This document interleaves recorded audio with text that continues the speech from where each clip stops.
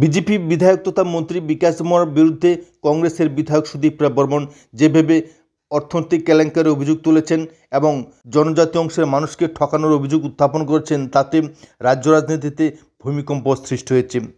একদিকে কংগ্রেসের বিধায়ক সুদীপ রায় বর্মন, অন্যদিকে বিজেপি বিধায়ক তথা মন্ত্রী বিকাশ দেববর্মা, এবং এই দুই নেতার লড়াই পাল্টা লড়াইয়ের ফলে রাজ্য রাজনীতিতে ইতিমধ্যেই উত্তাপ ছড়িয়ে পড়েছে।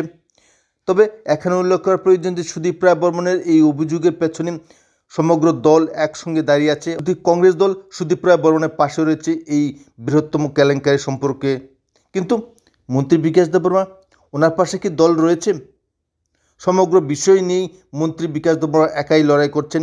ইতিমধ্যে কৃষ্ণপুর কেন্দ্রের বিধায়ক মন্ত্রী বিকাশ দেববর্মার পক্ষে কৃষ্ণপুর কেন্দ্রে যদিও বিজেপি কর্মীরা বিক্ষোভ আন্দোলন সংগঠিত করেছেন, কিন্তু সারা রাজ্যে বিজেপি দলের তরফ থেকে কোনো ধরনের প্রতিক্রিয়া ব্যক্ত করা হয়নি।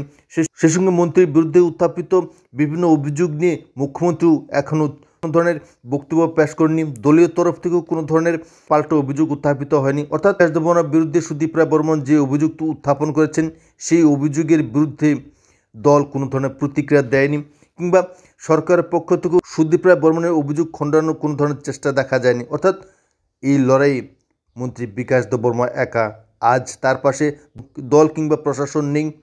সুদীপ রায় বর্মন যেভাবে অভিযোগ উত্থাপিত করেছেন, সেই অভিযোগ খণ্ডানোর জন্য বিজেপি দল কিংবা বিজেপি সরকার মোটেও চেষ্টা করছে না। তো অনেকেই বলছেন যে এর পেছনে যথেষ্ট সত্যতা রয়েছে, তাই সরকার নিরপেক্ষ ভূমিকা নিচ্ছে এবং এই বিষয়ে সম্পূর্ণভাবে মুখ বন্ধ করে আছে। একাই লড়াই করছেন সুদীপ রায় বর্মনের বিরুদ্ধে মন্ত্রী বিকাশ দেববর্মা। আজ পাশে নেই দল, পাশে নেই সরকার।